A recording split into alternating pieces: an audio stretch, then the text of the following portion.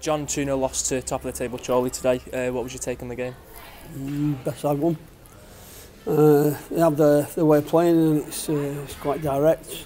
It's effective. They're good at it. Every respect to them. They're very solid defensively. We didn't look like scoring. And for me personally, I mean, it was a scrappy first half. There's not a lot in it at 0-0. I thought, well, we might pinch something. But we didn't play. We didn't pass the ball. We did change our approach slightly because that's what we tend to do here. But generally speaking, they dominated most areas of the pitch, and they were more a threat than we were. So credit to them. When considering Chorley's direct style of play and the bobbly surface here at Victory Park, did you make a conscious decision to change your approach to the game from usual? Yeah, slightly. We wanted to try and get it into the wide areas early to try and get the centre half stretched.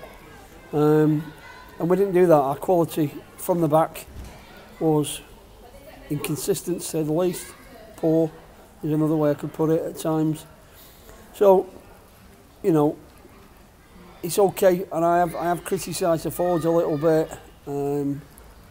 But if you don't give them a little bit of quality in terms of the pass into them and give them a chance, then it's very difficult for them. It's a very difficult place to play up front if you don't get some good quality balls. But their movement's got to be better. And it was a difficult, a bit uncompromising game where I just thought, I get the impression that once they scored, we suddenly thought, well, we're going to have to play a little bit then, and then all of a sudden we start getting a bit of ball, and that gives me questions, leaves me with questions to ask about the mentality of the team, about having a fear of the losing, and then when you're 1-0 down, then you go, well, we better shape ourselves now, and then we started looking more of a threat. So. I'm disappointed with the way we've gone about it. I'm very, very disappointed, but we've got to do something to change that. We have got enough in us to win games, but not by doing that.